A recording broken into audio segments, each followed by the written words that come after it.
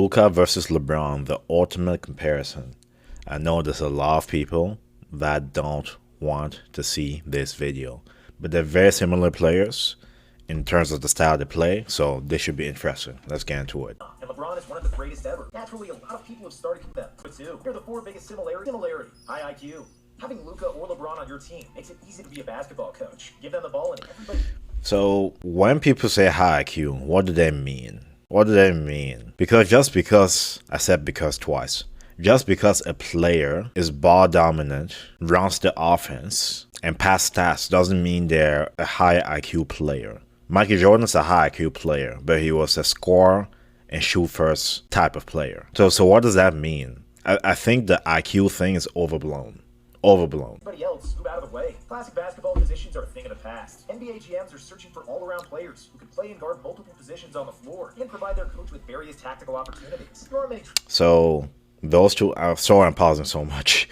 These two players are the worst defenders, so they cannot guard all positions. LeBron is 6'9" and 260, can run faster than a running back. Yes, but are we really going to say it's a good defender? Stop. And to classify as a good defender, it's multiple years, decades, right? Not just a couple of years of showing signs of or potential to be a great defender. That's different. Many triple threat players, Doncic and James are some of them. From the age of 17, Luka had the ability to run the pick and roll and be an offensive Swiss Army knife. If the passing lanes are closed, Doncic has the ability to finish one-on-one. If the defense collapses or closes his driving routes, he will find open teammates with surgical precision. And that proved to be both Luka's and LeBron's greatest strength, a deep understanding of basketball geometry and the ability to dominate with their brain. If they want to score the ball, there's not much the defense can do, and they'll finish with 30. If the defense decides to double team, they'll clog them up with their passing. If you're playing against a guy like Luka, you can't be one-dimensional. Draymond Green said in the 2022 conference finals, you can choose the best type of defense against him. Let's say it works. But if you linger too long with one type of defense, a player like Luka will figure it out. LeBron and Luka have basketball intelligence and playmaking ability that are incredibly alike. I disagree.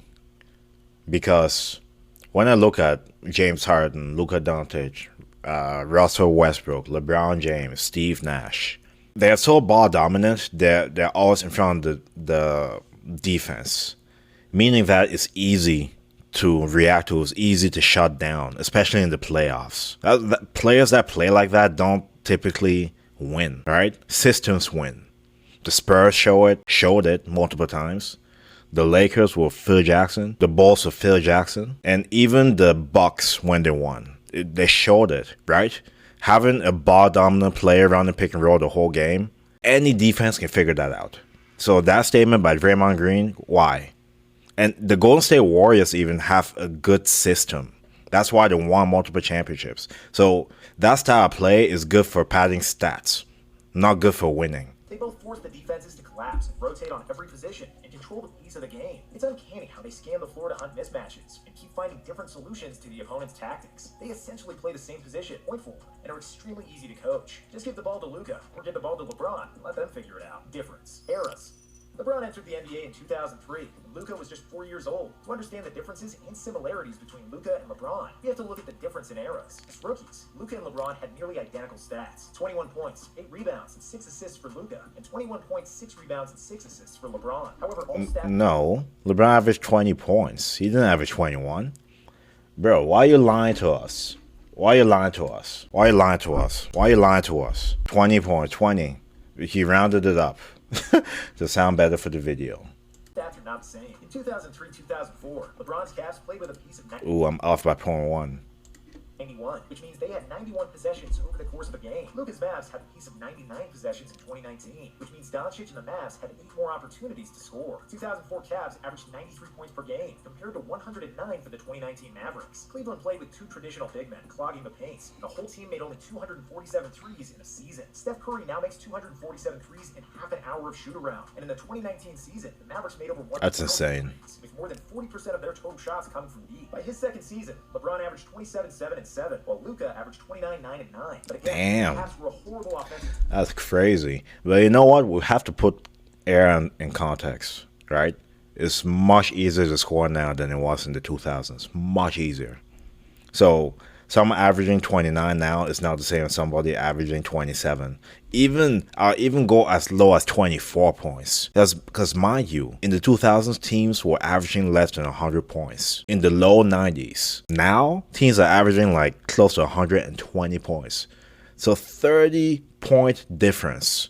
So you can see how that is different, right? Zero spacing. While Doncic's 2020 match posted the best offensive rating in NBA history due to the insane shooting ability of almost any player on the roster. While both players won Rookie of the Year and were leading the team with phenomenal performances and nearly identical stats in their first 4 years in the NBA, it was much harder for LeBron to come up with his numbers than it was for Luka. LeBron had to go through multiple 7-footers in the paint if he wanted to score the basket. Pick and roll was used 3 times less, with no 3-point shooters around him to stretch the floor. Also, offensive players weren't as protected as they are now, especially not on jump shots. So 30 points in 2005 were not the same as 30 points in the modern era. Exactly. LeBron's numbers carry more weight. Similarity. Old LeBron.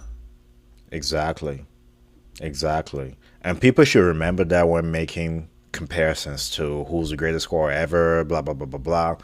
Honestly, the best scorers ever are in the 90s and the 2000s. Not these guys now. Bam Adebayo scored 83 points a few weeks ago. If that doesn't say red flag, I don't know what does. I don't know what else does. In 2022, LeBron is not the same athletic he used to be. Sure, he's still a fabulous player, which his 30 points per game would suggest, but his athletic ability is not in the 99th percentile anymore. James's first step is a bit slower, and he can't finish in traffic flying above everybody like he used to. Despite the obvious drop-off, the King is still one of the most athletic players in the NBA, and even at the age of 37, LeBron is more athletic than Luka is now. Dang, he's likely to be more athletic than Luka at 40. The point is that this version of LeBron is much closer to Luka than the prime version of LeBron. In 2022, James got to the rim at the lowest rate of his career. Because repeated drives to the basket are too taxing for his 19-year-old NBA engine, LeBron is taking more threes than ever. With the Lakers, James is averaging 6.7 3-point attempts per game. It's a lot of threes. He shot a career-high 8 shots from deep. Luka averaged 8.8 attempts behind the arc, and that's why their games are much more similar now than ever before. Old LeBron is now using more tricks because he can't always rely on athleticism. He'll bump off players and use his size to create separation. He seals off defenders with his body to prevent steals, and he's using more step-backs and fadeaways, just like Doncic. Luka has never been athletic, and his whole game is centered around bumping off players, using his weight and footwork to keep defenders off balance. Doncic is extremely nimble in tight spaces. Oh, Doncic has to use a lot more skill. All right, LeBron can just use force, power, speed, all that good stuff. Using his dribble to get defenders off the wrong foot, and playing with his back to the basket with his size, skill, and shooting touch to get easy shots. LeBron is now doing the same thing. As he ages into his 40s, their style of play will become even more similar. Difference. Defense. While Luka can use his craftiness and shooting to be as effective as LeBron offensively, he will never catch up to James on the defensive end. His lateral movement is too slow, his speed in defensive transition is often underwhelming, and his bounce is subpar. We're not even I think the LeBron James defense is overblown. I used to be freaked by it as well because of all the chase down block highlights. He's not a good one-on-one defender. He's great for help defense when he tries. That's the best I'll give him. But one-on-one, he gets beat a lot. Maybe he does it on purpose so that he can chase down block people, but his defense is overblown because of the chase down block highlights. LeBron was a plus defender from the moment he stepped foot in the NBA due to his insane combination of size and athletic ability. His chase down blocks were one of the best defensive highlights you could ever see, something that Luka will never be able to do. After a few years of experience and tutelage of defensive coach Mike Brown, LeBron understood defensive positioning better than almost anybody ever. James learned the opponent's offensive sets to a point where he was instructing opposing players and giving advice on where they should stand on offense. When he moved to Miami, LeBron's added strength allowed him to guard all 5 positions. He was a perennial All-NBA defender, and in 2013 was probably robbed of a Defensive Player of the Year award. Bro, he's the defensive player of the year. He wasn't robbed.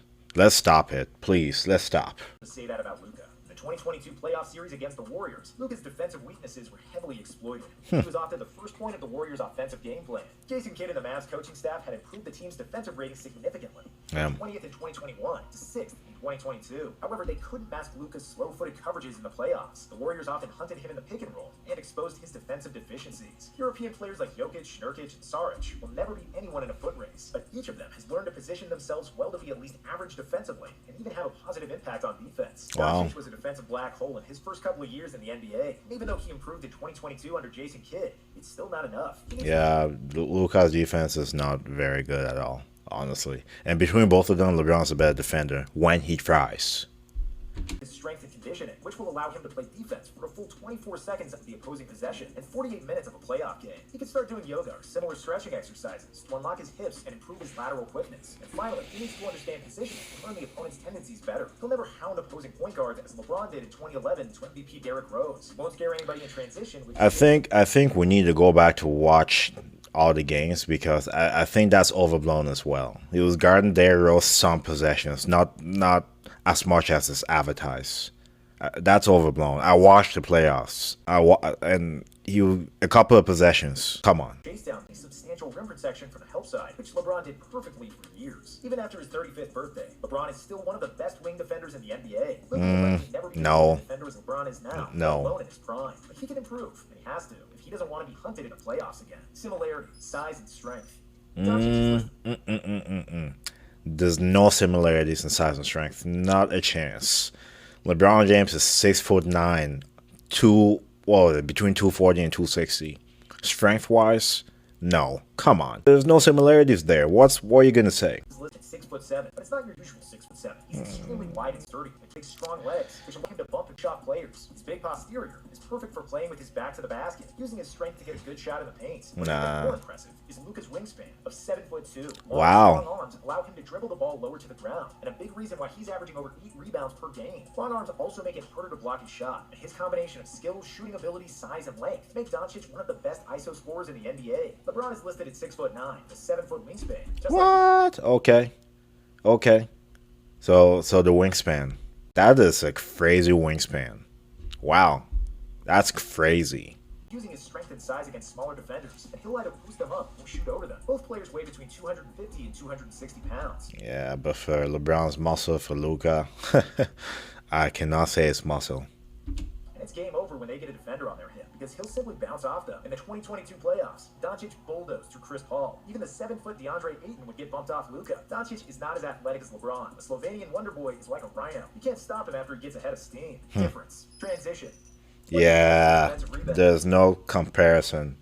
Passing-wise, the similarities, but individually, transition-wise, there's no comparison. Starts the break, either by whipping a quick pass ahead to an open teammate, or using the open space to push the ball himself. Now you'll probably say, wait a minute, that's spot on LeBron, and the King does the same thing. Yes, you're correct. Luka and LeBron are similar in transition offense, but the big difference is, again, LeBron's athleticism. With just half a step of advantage, LeBron can take off and nobody can catch him anymore. And it will result in a powerful dunk at the other end in less than 3 seconds. When Luka goes into transition, it's much slower and more methodical. Doncic makes great use of a large frame to force contact. Oh, nice. With backpedaling defenders by bouncing off them. LeBron, on the other hand, will simply outrun everybody or run through the defense. In semi-transition, LeBron is probably the most dangerous player in the history of basketball, other than maybe Giannis. With Luka, he can exploit the unsettled defense, but due to his lack of speed and verticality, he'll much less often hunt for defensive gaps and explode to the rim. Similarity, usage. We already said that Luka and LeBron This is definitely similar. have nearly identical stats, but that's also true for advanced statistics. Luka has one of the highest usage rates in league history, and he's using 35% of all match possessions. LeBron's career usage rate is also extremely high at 32%. So I got a question for anyone that knows basketball. If your usage rate is that high, do you believe your stats would be better? Do you believe it puts you in a position to pad your stats? Let me know below. If we look at their numbers per 100 possessions, they are averaging nearly identical stats, with 38 points, 12 rebounds, and 11 assists for Luka, and 37, 10, and 10 for LeBron. They're both good, but not great free throw shooters, and they shoot an identical 73% from the line in their career. And even though What? I thought Luka was a better free throw shooter. Doncic is considered a much better shooter from deep. He's only better than the young version of LeBron. For their career, both players shoot at a 34% clip from 3. Luka is already a top 10 all-time in triple-doubles, and he's likely going to eclipse LeBron someday, who is 5th on the list. In conclusion, Luka and LeBron are extremely similar in their size, basketball IQ. You know, triple doubles nowadays don't really mean as much, to be honest, because of my points before on so many possessions, a higher paced game, teams averaging over 115 points now, therefore more assists, right? More rebounds for any missed shots, so that automatically inflates people's stats. So triple doubles now, you see it every night. You see it every night, so it doesn't have the same weight. Style of play. The only difference is that LeBron is the most human who ever played in the NBA. Luka is not. But to even be compared to LeBron is the biggest compliment, and that's pretty fly for a white guy. Come on. Anyways, great video. There is a lot of similarities between both of them, but LeBron's far more athletic. LeBron had a further, well, we already saw his peak, but we'll just have to see where Luka goes, honestly. Let me know your thoughts in the comment section. Do you believe Luka will surpass LeBron James? Let me know below. Let me know your reasons why or not. Why or why not? Why can I speak? Anyways, thank you so much for watching the video. Like, share, subscribe, stay tuned for more reaction videos. God bless. Metro Boomin, want some more, nigga.